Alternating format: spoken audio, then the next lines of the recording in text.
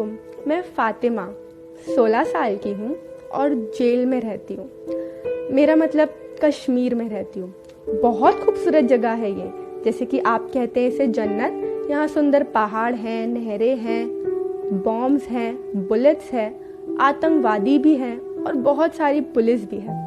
हालांकि अब तो आदत हो गई है डर के और मर मर के जीने की। ये छोड़ो, वैसे मैंने सुना है कि पूरे देश में लॉकडाउन लगा हुआ है कोरोना की वजह से। शायद अब आप लोगों को हम कश्मीरीज पर थोड़ा तरस आ जाए, क्योंकि यहाँ पिछले 1 साल से ऐसा ही लॉकडाउन लगा है, बल्कि आपसे भी ज्यादा कठिन वाला।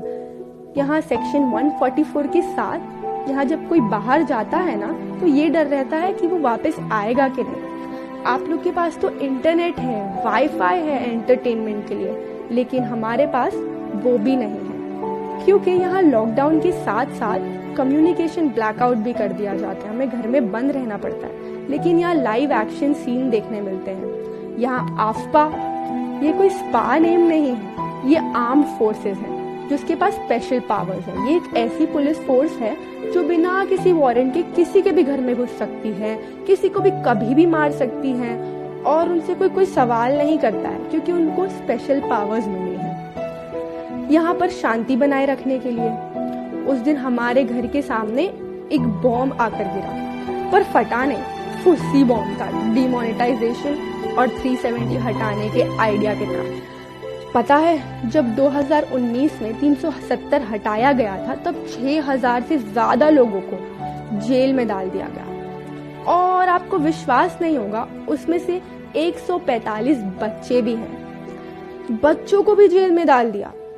कितना अजीब है ना। और कितने पॉलिटिशियंस को हाउस अरेस्ट में रखा गया है। मेरे अब्बू और मेरी 9 साल की छोटी बहन, वो भी प्रिवेंटिव डिटेंशन में है, उनको भी जेल में डाल दिया, और हमें बताया भी नहीं गया उन्होंने ऐसा क्या किया है। लेकिन मेरे अब्बू जर्नलिस्ट हैं, वो सिर्फ सच बोलते थे, और उन्होंने मुझे भी सच बोलना सिखाया है। वो चाहते हैं कि कश्मीर का हाल सबको पता चले, लेकिन जब उन्होंने सच कहा तो उन पर UAPA लगा दिया गया। हमें नहीं पता था सच बोलना जुर्म है, और जब हम जेल जाते हैं उनसे मिलने, तो हमारी चेकिंग पूरे कपड़े उतार कर की जाती है। पता नहीं ऐसी कैसी चेकिंग है, इसलिए अम्मी ने अब मुझे ले जाना ही बंद कर दिया। उन्हें नहीं अच्छा लगता, वहाँ के लोग बहुत अजीब हैं। मैं भी वैसे मेरे अब्बू की तरह जर्नलिस्ट बनना चाहती हूँ, पर अम्मी हमेशा मना करती रहती है, कहती है कि जेल में भेज देंगे अगर जर्नलिस्ट बनोगी। वैसे इसलिए मैंने अम्मी को कहा कि मैं अर्नब गोस्वामी और रूबिका लियाकत जैसी बन जाऊंगी, तो फिर मुझे कोई जेल में नहीं डालेगा।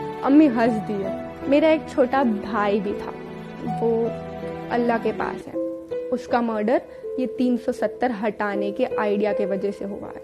उसको अस्थमा था, क्योंकि उसे अस्थमा था, एक दिन उसे अस्थमा अटैक उठा।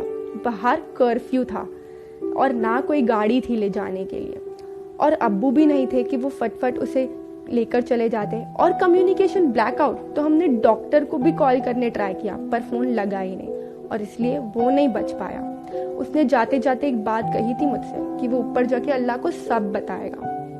खैर, अब बस आप लोग से इतना पूछना है कि क्या आप लोगों को हम कश्मीरीज की कोई परवाह है या नहीं। हम 1 साल से ऐसे लॉकडाउन में हैं जिसमें इंटरनेट कनेक्शन नहीं है।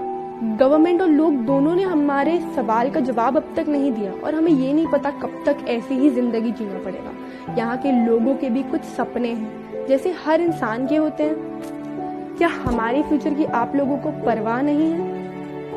हम बच्चे 10 महीने से स्कूल नहीं गए हैं, और कई लोग 11 महीने से काम पर नहीं गए हैं। बहुत लोग बेरोजगार हो गए हैं। कई लोग मेरे भाई की तरह घर पर ही मारे गए हैं, और कई लोगों की मौत बॉम्ब बुलेट से हुई है। मेरी फूफी के बेटे को पुलिस ने मार दिया। वो बाहर दूध लेने गया था, कहते हैं वो टेररिस्ट था।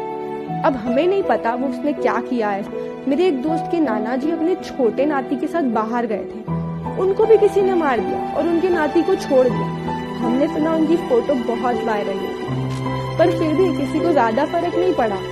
क्या आप लोग ने, हमने ऐसे ही मरने के लिए छोड़ दिया है? हमारी लाइफ मैटर नहीं करती है क्या? अगर मेरे सवालों का जवाब है तो प्लीज बता दो। कि कब हम दूसरे बच्चों की तरह जी सकेंगे। हमारी कुछ बेसिक ह्यूमन राइट्स है जो हमें चाहिए, जो हमसे छीन ली गई है। कब कश्मीर नॉर्मल दूसरी सिटी की तरह हो जाएगा, हमें ये नहीं पता कब सब ठीक होगा। ये आप लोग से मुझे जानना है। एक ही रिक्वेस्ट है, तो प्लीज इंडिया के प्रेसिडेंट को जैसे सब इग्नोर करते हैं, वैसे हम कश्मीरी को इग्नोर करना बंद करो और हमारे लिए आवाज उठाओ। 3 से 4 दिन में आपके पास ये वीडियो पहुंच जाएगा।